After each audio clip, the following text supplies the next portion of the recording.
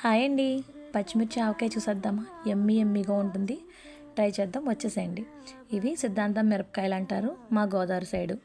మరి ఇవి కారం తక్కువ ఉంటాయి, అందుకే వీటితో తయారు చేస్తున్నాను. గింజలు తీసేసి చిన్న చిన్న ముక్కలుగా కట్ చేసుకోవాలి. ఆయిల్ కొద్దిగా 4 స్పూన్లు సరిపోతుంది. అలాగే 2 స్పూన్లు ఆవపిండి, కొంచెంగా ఆవాలను ఆడుకుంటే ఆవపిండి తయారైపోతుంది. ఫ్రెష్గా ఉంటే బాగుంటుంది.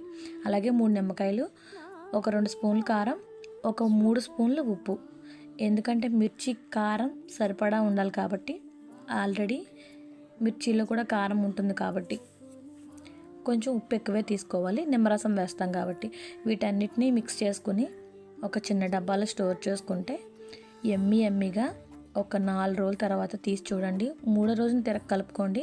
4వ రోజున పప్పులో కానీ చపాతీలో కానీ నంచుకుంటే చాలా అంటే చాలా యమ్మీగా ఉంటుంది. మీరు కూడా ట్రై చేయండి.